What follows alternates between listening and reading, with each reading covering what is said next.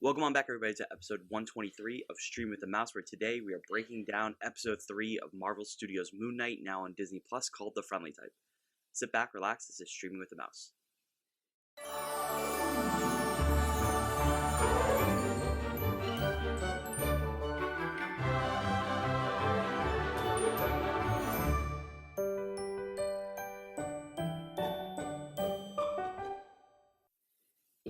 Welcome back, everybody, to Stream with the Mouse. My name is Cam Ramos, and joining me, as always, is Stephen Grant to my Mark Spector. Cliff, say hello, nice people. I think you're more Steven, and I'm more Mark. We did this last week, too. But we did. We have this conversation. It's you just can't keep it straight. But this show has been great. It's awesome. I've been loving this show. I've seen people complaining. My biggest complaint that I saw was, "Oh, the weekly release is killing the show for me." I'm like, are you new here? Yeah. Are you new here? Like, did it kill the Mandalorian for you? Did it kill anything else for you? But it took a turn I did not expect. And I'm excited to talk about it. I think we said last week, I said last week, like, I like how we have, like, it's not too much of a mystery anymore. It's like, we have a little bit more information than we have had in past shows. And then all of a sudden we get hit with the mystery in the first, like, 10 minutes of, like, what the heck is happening right now. So I'm excited to talk about that as well. But Cliff, let's get to some news. I'm sure some Percy Jackson stuff got it. Of course, the biggest news of the week is Justin Barth is reprising his role in National Treasure. Okay. If people don't remember, he played Riley. He was like the second. He was the supporting lead male next to Nick Cage. Okay. Yeah, I know what you're talking about. So that show's shaping up to be pretty good. I'm getting a little bit. I enjoyed the movie as a kid, so I feel like it gets a little. I'm like, okay, we're pushing towards it. We're getting there. They're putting together a really good cast. But no, the big news of the week is Percy Jackson has been cast for the live action adaptation.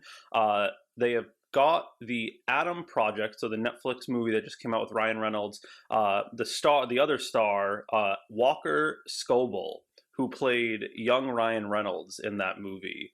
And it's probably the most perfect cast role I've seen recently, because the people started showing like videos of him from like his different acting stuff and everything, and it's literally just like, I mean, you've read the first book. I read the first book. So you like watch what this kid is, and you're like, oh my god, that's it.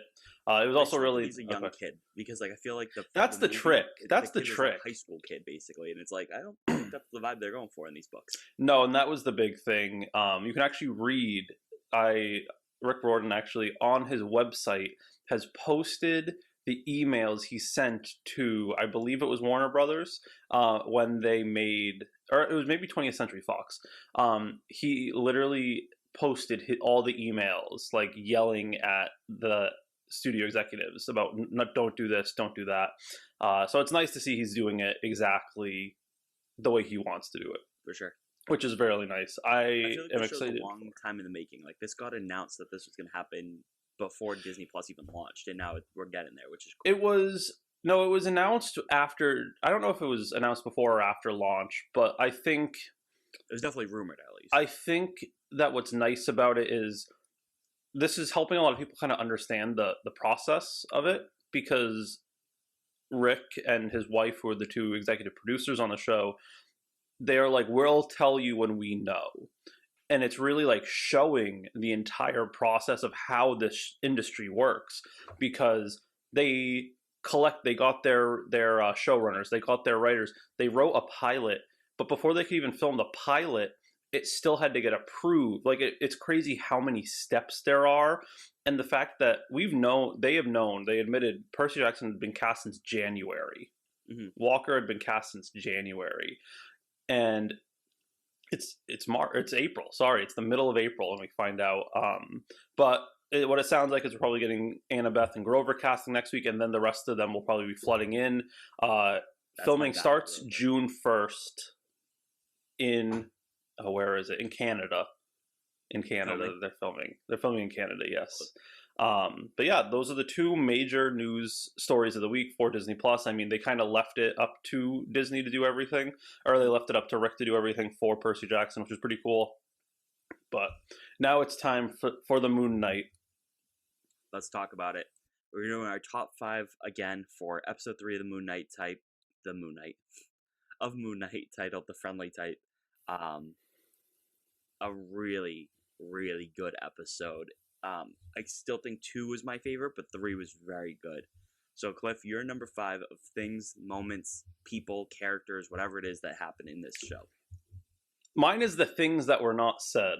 Okay. We have confirmation, or very strong confirmation, that there is a third personality hiding around inside between the two of them. And I know everyone has wanted the taxi driver character, and I think we got him, because we had a time where it was like, you can't be killing like that in the suit, and Mark's like, I didn't do that, that wasn't me, and Steven's going back and forth like, no, that's not me either. And I'm like, ooh, that's the third guy. That's the taxi driver that everyone's been like, we better see him. I wonder if he'll have his own unique suit. I would have to guess he has to. I can't think of any other Moon Knight suits though. I just know it's Mr. Knight and Moon Knight are usually the two main. Just like there's other suits. There's just like that's true. One that you don't have to have like the mummy wrap kind of thing. That's true. But I really appreciated the like, oh, we're going to see the third one soon. Which is kind of fun, because that's the one a lot of people have wanted to see. I'm not going to talk about that because I'm going to talk about that later. Okay. My number Ooh, 5, I win. I got it first. My number 5 was the trial of Arthur Harrow with the avatars. I thought that whole scene was really cool because it was supposed to be this trial, right, for Arthur Harrow, that he's trying to wake up Ammit. All this stuff's happening, and then Arthur basically turns it around to, this is going to be the trial of Mark Spector / Stephen Grant, where it's like, this poor guy's crazy. He doesn't know what the heck he's talking about here. I liked how all the avatars, like, they all, like, gave up their bodies to, like, the god they serve kind of thing. Like, you had Oscar Isaac using this different voice as Khonshu. I don't even know if it was his voice or if it was the voice actor who plays Khonshu, but he, like, had no control of his body, and after every time he spoke, or Khonshu spoke through him, he was just like panting, like, oh my god, that was tiring or whatever. I thought that whole scene was really well done. It was cool to see the avatars, like I said, because I think that's something that a lot more people who are reading or who are watching Moon Knight and didn't really know the character for the first time, like I did, it's interesting to see. It's like, hey, it's just not Khonshu. There's a bunch of these gods that are controlling these people, or at least using the people as avatars throughout the entire planet. So that was really cool to see. Yes, it was really cool to see, and I'm so sorry to interrupt the podcast for for 2 seconds.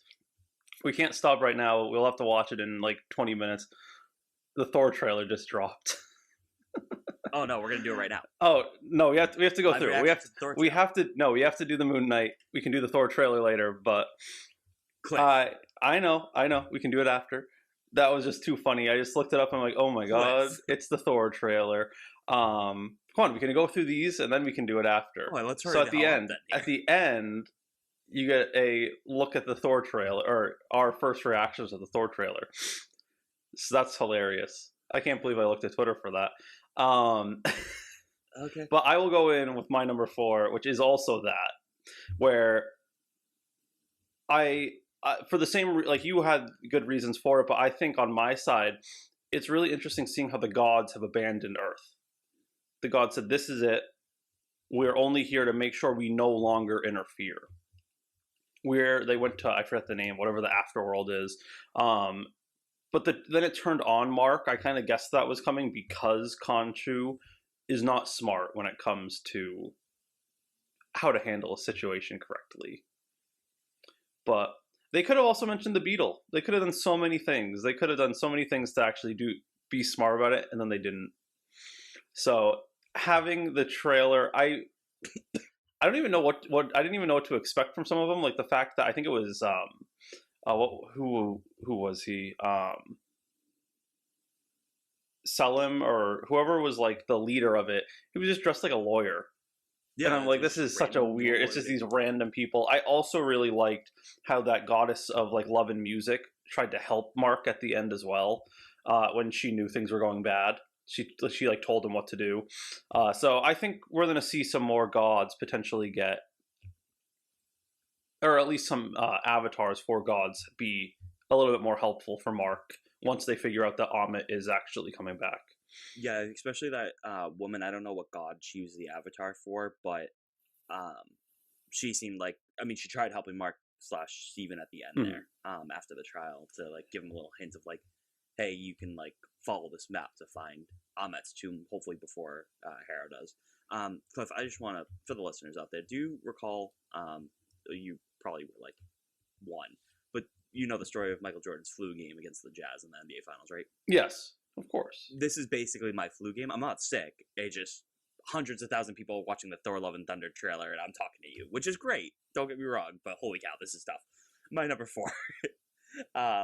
I like Mark and Steven teaming up and doing like their teamwork thing. They allowed to like each other to possess the body, which is like really interesting, but also like kind of funny.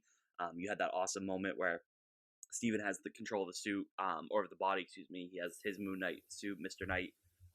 Then he's like getting stabbed with these things. He's like, Mark, take it over, whatever it is. And then Mark's that transformation happens of like the OG Moon Knight suit. So I thought it was really cool, and seeing them work together and being, even as the episode goes on, they weren't okay with giving up the body here and there. But then towards the end, Mark was fine giving the body up to Steven, and Steven probably would have been the same to Mark, kind of thing, because they realized that they have all these different strengths that can really help them figure out this case. So they're really working together as a team within the same body. So it's a very interesting kind of thing, because you see this a lot of time with two characters, but to have these two characters in one body in Oscar Isaac, I think it just shows how wonderful of an actor Oscar Isaac is, that he's able to play these characters off with each other.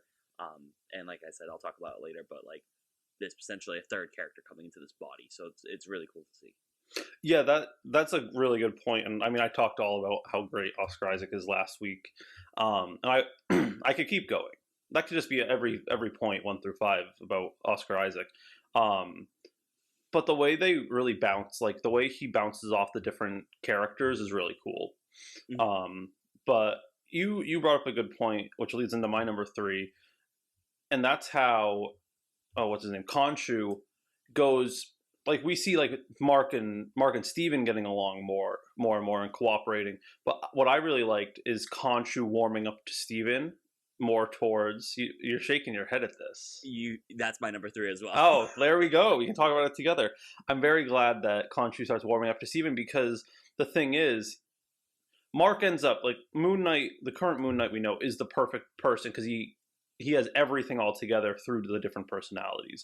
Mark is the like very calculated killer, and then Steven isn't that, but he is very smart in Egyptology and knows a lot about that stuff. Khonshu finally saw that towards the end, and it was actually fun watching him be like, "Oh, the idiot's here," to like, okay, Steven, we're gonna do this. Right. Like, we're gonna do this correctly, which. It was good development especially from a god over 52 minutes. Right. Yeah, and that's exactly my number 3. It literally says Khonshu's acceptance of Mark. It's exactly what we said. We go from the weak ones back, the idiots back, to, hey, like, I'm about to like do something right now, which was the changing the stars, which I'll get to also in this list, but to help do this, and I need everybody's help. It just can't be Mark, because Mark is like this awesome assassin mercenary. Like, Steven, you have the brains, you have the knowledge of this Egyptian stuff, so like I need your help right here. So his acceptance of like, yep, Steven, let's go, let's do this kind of thing. You can help in your way while Mark helps in his other way. He's not going to expect Steven to be the guy using brutal force and to kill a bunch of guys. Like, that's Mark's kind of place. But he can recognize that Steven can help with like all this like Egyptian background and helping to solve the puzzle aspect of it. It's like the perfect Survivor player, really. So you have your brute strength. You have, I don't know if you watch Survivor, but people watch Survivor. You have your goat, the guy who just like, not the goat. The goat's like the whatever, but you have the guy who just is a challenge beast, basically. So there's a guy right now named Jonathan in this new season of Survivor. He's just a challenge beast. But then you also have that awesome person who can solve the puzzles for you on your tribe. So this is literally the two people in a perfect Survivor player. I just convinced myself Mark Spector would be a perfect Survivor player, because you have Mark / Steven all in one body. So it's really cool to see. And you got Khonshu accepting him for it. There you go. Yeah, and you got Khonshu accepting him. Yeah, I've never watched Survivor a day in my life. I know you do. I know you really like Fantastic. Survivor. But my number two, I know. See, we're flying through. When we give Cam an ultimatum, he'll fly through the episode. My number two was the scene with Anton. And there's for multiple reasons. It was very nice that they dedicated the episode to him because we talked about it a while ago. The actor did pass away. Jaspard died in a skiing accident several months ago. But it was a really interesting scene altogether because it involved the horse fighting. Like, you really see how, like, powerful Moon Knight is, but on top of that, you see a lot of Layla's past. Yeah. And Layla is a very cool character. I'm really enjoying Layla as a character, and I really want to know more about her past. We're getting snippets, especially like she's banned from Egypt, or like she's not welcomed back by certain power players. Yeah. After something that happened in Madripoor too. Exactly. Which is huge. So bring in that Falcon Winter Soldier aspect. So like seeing the black market and like how this guy literally owns a tomb of a famous person, in Egyptian history, it's just so interesting. And like the fighting through horses and like Layla and Mark working together was really interesting. But also kind of seeing how Layla likes Steven a little bit more in some regards is also it's forming a very funny love triangle that I really want to see kind of play out. Like, we get really weird love triangles in Marvel. Obviously, the weirdest one is Loki with Loki, but it's kind of funny, and I think it would be really interesting seeing her have to pick between two different personalities of the same person. Well, it's interesting too because like in the second episode when we like meet Layla, like Steven is Layla. Like, they like the same like French poet and stuff like that, and he was like, "That's my favorite poet," and Layla was like, "No, that's my favorite poet." So you have to wonder if like I've been wondering that, is Steven like just like Mark's interpretation of what Layla is, because maybe he was lonely and he has this personality of Steven that he's like, I'm just gonna give like the traits of Layla to because maybe that's my best friend. Obviously they were more than that, they were married or whatever. But maybe they weren't more than that when they were married. Maybe that was for some covert operational thing, which we don't know about. But it's just really interesting to see is how similar Steve and Layla are, especially knowing that Mark and Layla were married. So that's interesting to see. Yeah, it was. And that's actually, I was actually thinking that. I'm like, wow, they're very similar. Did he base this entire personality around her? Yeah, maybe that comes to light. My number two was very hard to decide because my number one and number two have switched 3 times before we recorded this episode. But my number two, I'm going with the changing of the star scene with Khonshu and Steven working together. Kind of goes with my number 3 of Khonshu's acceptance of Steven. But I just thought that was like a beautifully done scene where they're able to turn this time. My favorite thing about this, though, is not that part of the episode. It's the memes that have come out of it. And it's just people like normal everyday citizens just watching the MCU people screw things up, like changing the stars or like an alien invasion coming over in New York and all these like funny different things. So that was a fun meme that came out of it.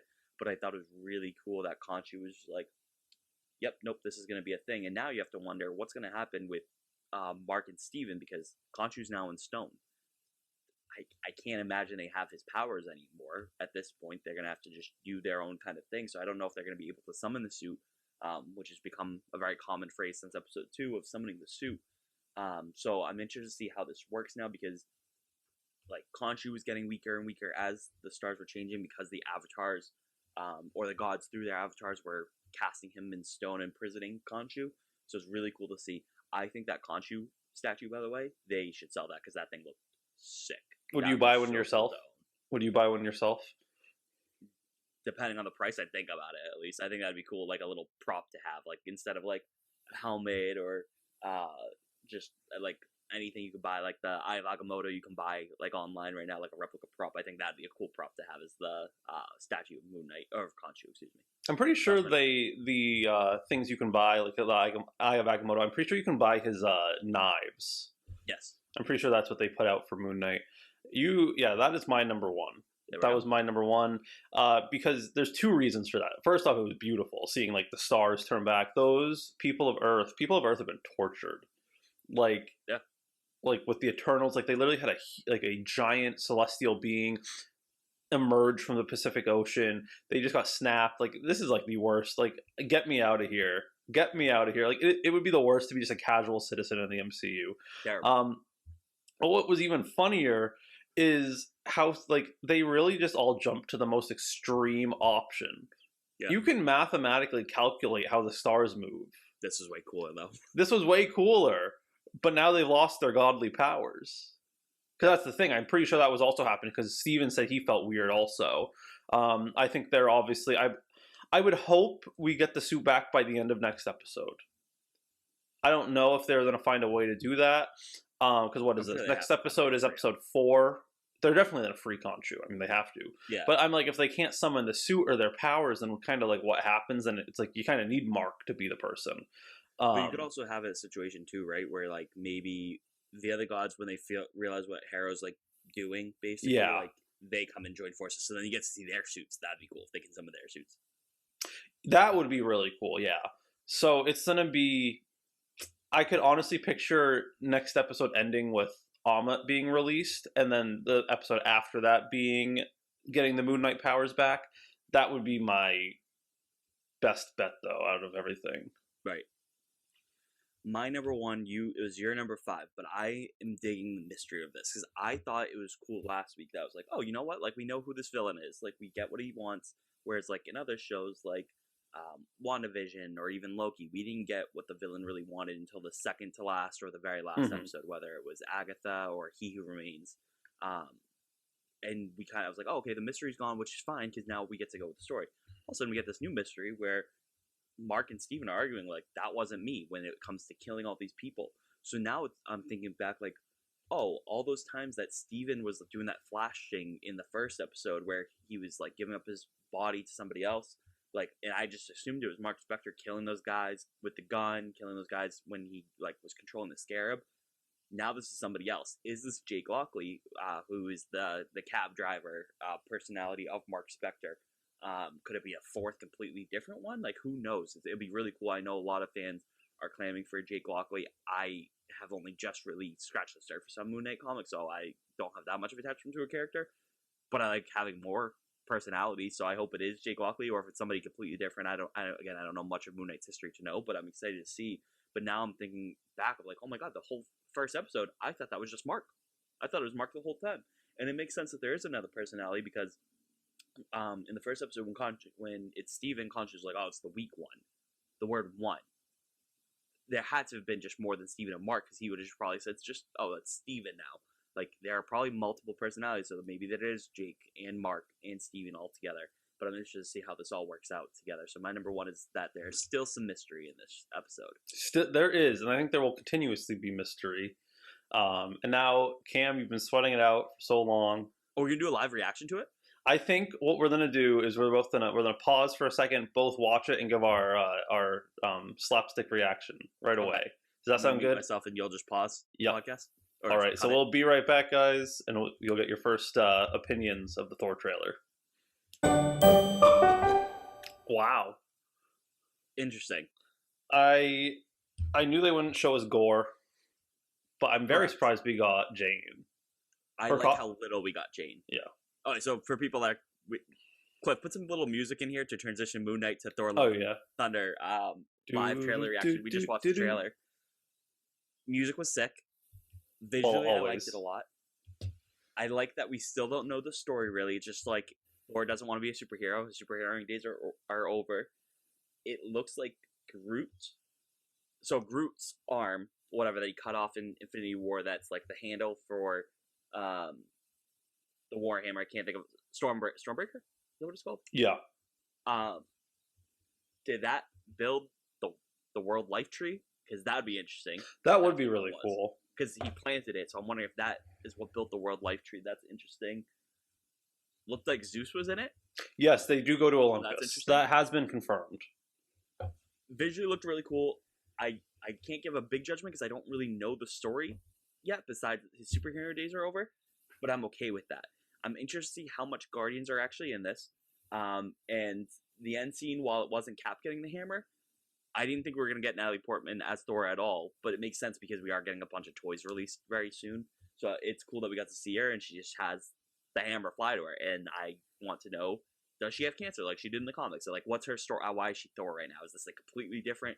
multiverse? Is this not? I'm interested to see how and if Doctor Strange sets this up. Because is this Thor's Jane Foster, or is this it'd be interesting if Jane Foster in Thor's our main universe actually died of cancer, and maybe this is a different one that became Thor. I don't know. It looked beautiful though. I hope there's nothing to do with the multiverse in this movie. Okay. I hope there's nothing to do with the multiverse. I think you're gonna be sadly disappointed. I don't know. I think that where's Gamora? That's a good question. I'm guessing we probably are not going to find Gamora until Guardians of the Galaxy Volume 3 because that's going to be an end credit scene. Because she left because she saw it's a different Gamora. Right. It's a time traveled Gamora. I think that they should keep the multiverse out of it just due to the fact that we're getting Doctor Strange so soon, and I like kind of keeping it where Doctor Strange is multiverse and Thor is cosmic. I think keeping him cosmic makes a lot of sense. I do think that's our Jane Foster. I think that would make a lot more sense because then it would also kind of show why Thor saw so much in her. But it doesn't make sense with the hammer. Where did the hammer come from? Maybe it got fixed. It was didn't you see it was like cracked and everything? Right, but where did it come from though? Well, I mean, it was destroyed on Earth by Hela. So it could have been found and reassembled by someone worthy of Thor. So there's so many options to do. I'm glad we don't know what it's about. I really don't think we're going to know what it's about until the movies. I think Marvel's kind of come with the approach that, oh, you're going to come watch it no matter what. It was fun seeing Thor's little workout montage. Yeah. So we have a fit Thor back. Quick prediction, I think we get Jane Foster as an end credit scene in Multiverse of Madness, and I think we get Gamora as an end credit scene in Love and Thunder. We'll see. I'm excited for Thor looks good. Thor looks great. Lost the dad bod, and his costume with like that bright blues and stuff. That's gonna be a sick Funko Pop. Yeah, I mean all the stuff they've showed so far looks really good. But any last ditch, there really isn't a lot to talk about. But it looks like a very beautiful and fun movie. Well, there we go. We got a little Moon Knight. We got a live reaction to Thor: Love and there we go. Trailer. Look at us go. Where can people talk to you on Twitter if they want to talk to you about Moon Knight, if they want to talk to you about Thor, anything else? You can find me at CPRobinson81. And you can find me on Twitter at CamRamos95. You can find the podcast on Twitter at Stream the Mouse. You can find us on Facebook and Instagram at Streaming with the Mouse. You can find us on Apple Podcasts, Spotify, Google Podcasts, iHeartRadio, and our YouTube channel. Just search for Streaming with the Mouse podcast. Please make sure you like, rate, review, 5 stars, subscribe, all the above to our podcast so we get more ears on this podcast.